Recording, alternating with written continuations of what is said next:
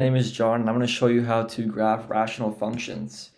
With this particular function, we're going to be dealing with 2x plus 3 divided by x minus 1.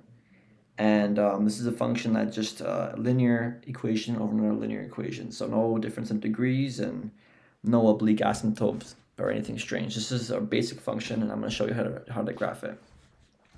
So the four things you need to do to figure out how to actually accurately graph your function is you need to figure out your asymptotes, so your vertical and your horizontal, and your x and y intercepts. So to do those four things.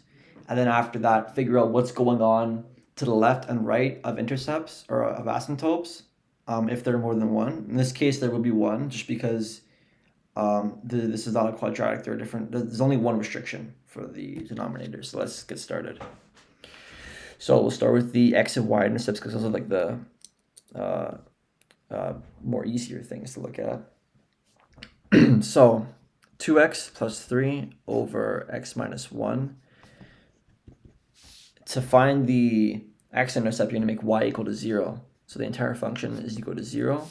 And if you multiply the denominator out, you'll just get 2x plus 3 equal to 0.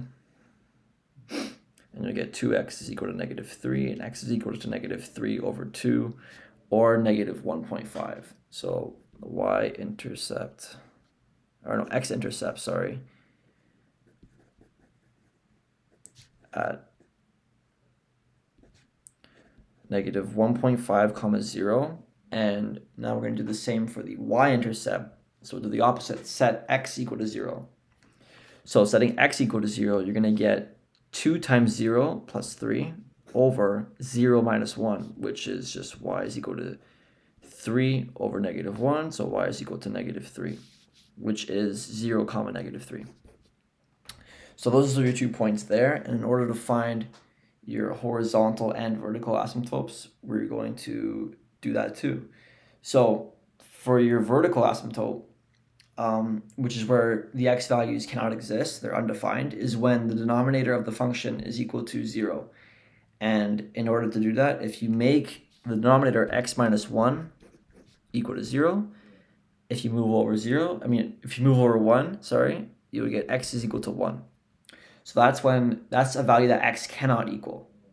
So therefore, our vertical asymptote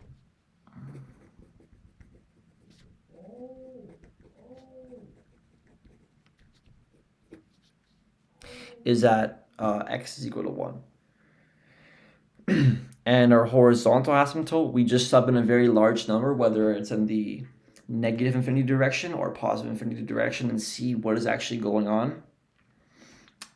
If you also look at the function, the top has a 2x value and the bottom has a singular x value, so you can kind of tell that it's not going to be 0 or 1. It's probably going to be maybe 2.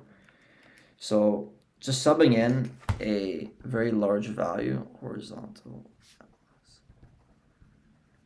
like 1,000, you get 2 times 1,000 plus 3 over 1,000 minus 1.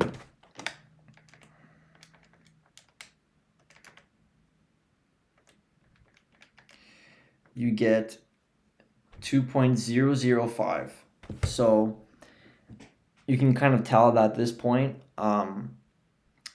the asymptote is going to be at positive 2. So when y is equal to 2. So your HA is when y is equal to positive 2. So now you have both your asymptotes, your x-intercept and your y-intercept.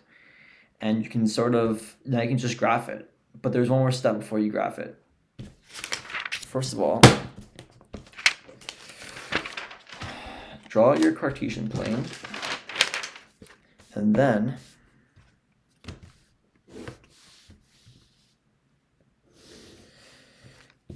draw out your asymptotes. So you're going to have your horizontal one at y is equal to 2. I prefer to draw it as a dotted line just to make sure it's not getting confused with your function. I drew it a bit messy, so I'm going to try and clean it up a little bit.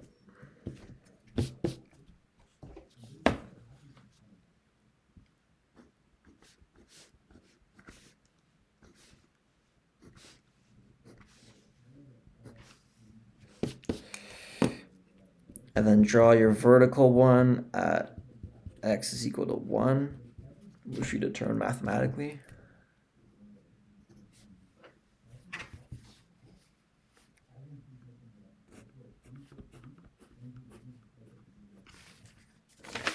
Just make sure. Yep. Okay, and we know we can graph 2 points right now because we have our x-intercept and our y-intercept. So our x-intercept is at negative 1.5. So that's 1 point, and our y-intercept is at negative 3. So you can plot that as well.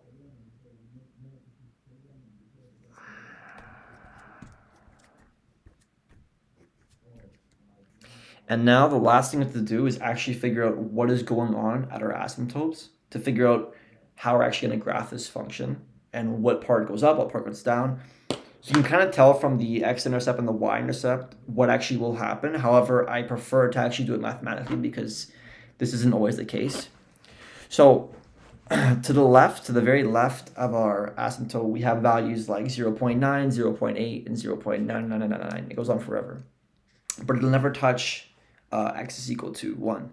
So we're going to sub in into our function 0.99, which is very close to our asymptote. So when we approach 1 from the left, from negative infinity, y is going to go downward. You can tell from the x-intercept and the y-intercept. However, if we sub into our function 0.99, I assume we'll get a very big negative number. So 2 times 0.99 plus 3 divided by, oh, I messed this up, divided by 0.99 minus 1. We'll get negative 498, which is, in my opinion, a very big negative number for this function. So we can just assume that as we approach the asymptote, that's what's going to happen. It's going to go downward. So we can sort of draw out a rough sketch to see how this will work.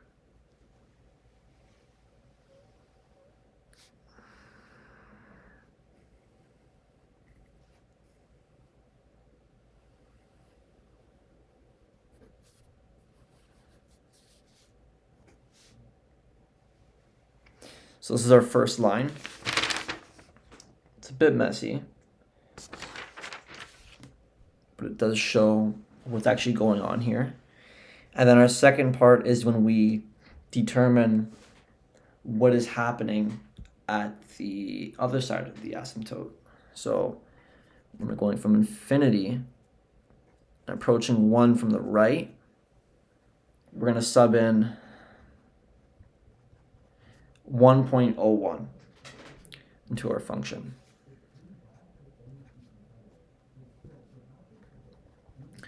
So sub 1.01.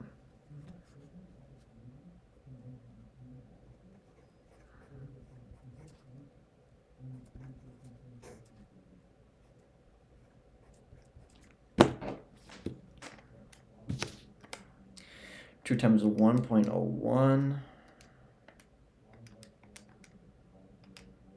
plus 3 divided by 1.01 minus 1.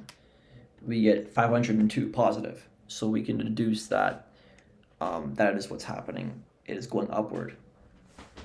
So this one's a bit more rough because we don't actually have specific points. We can actually get specific points here if we wanted to. However, the shape will suffice. But just in case, I am going to sub in, say, 3. So sub x is equal to 3, just to see what the point would be. So 2 times 3 plus 3 divided by 2, be 4.5.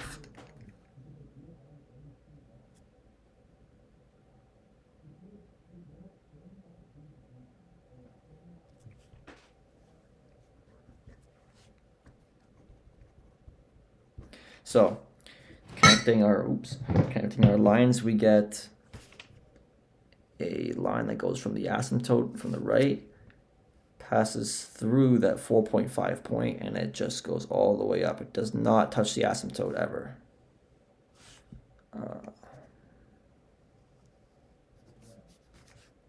And that's it. That's our function.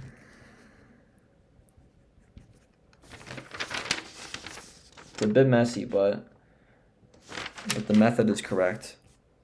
And it works with every function. So just find your asymptotes, find your x-intercept, y-intercept, and figure out what's going on to the right and left of each asymptote if there are more than one. In this case, there is only one vertical asymptote. And the horizontal one, in this situation, is not very complicated at all. So yeah, that's all you got to do. Thanks for watching.